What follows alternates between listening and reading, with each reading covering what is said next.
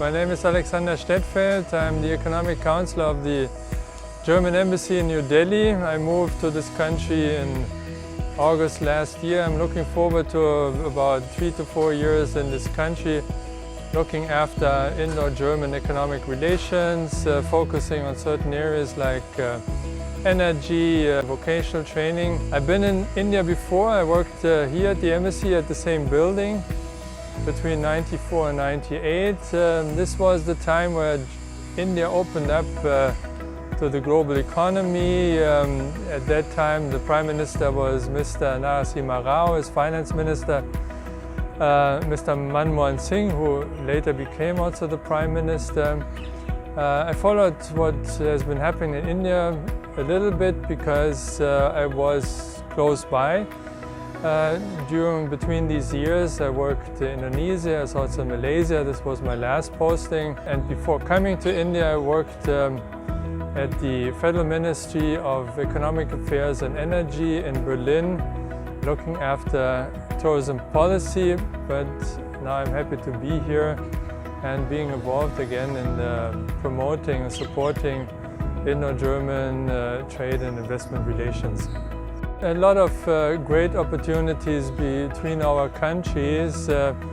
India being a developing economy with a lot of requirements for high technology, for quality industry product, and Germany, I believe, has a lot to offer.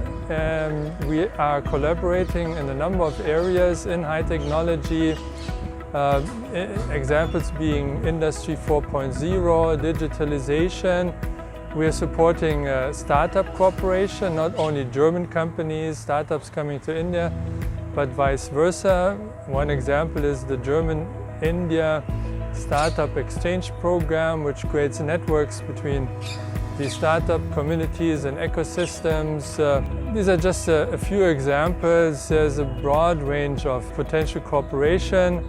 The basis of it all forms about 1,600 German companies active in India, all over India, in various areas.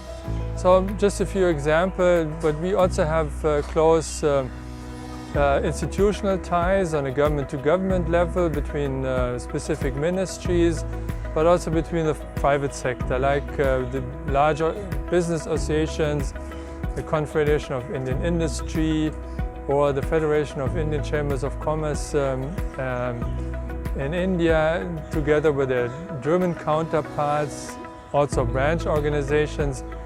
But of course, German-Indian relationships are not only defined by economics, trade and investment. We have strong cultural ties. We collaborate in science and research. We have an active political dialogue going on.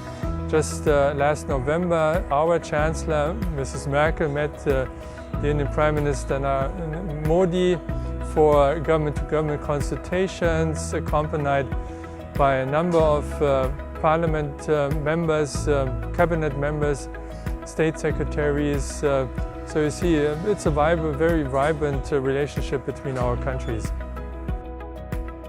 We're comparing my time now with my days in the 90s. I don't think there are many gaps to be filled.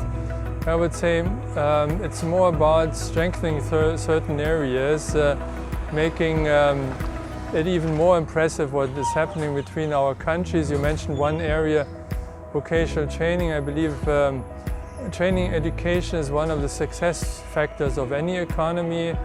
And I believe Germany has to offer certain experience which we would be able to share with India, which we're already doing so. In the areas of innovation is something else, but again, even on high-tech areas like space and aeronautics, we have established contacts between the German institutions and in this case the Indian Space Research Organization. You see,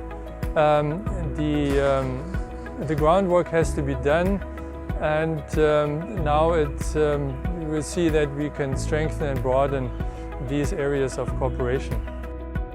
I believe they play an important role to bring parties together, the various players, especially from the private sector, individual companies, but also business associations. I think this personal interaction between people, building trust, getting to know each other beyond the products and processes that companies can offer, is very important to develop business relationships, and when you look cross-border, also to strengthen economic ties between countries and regions.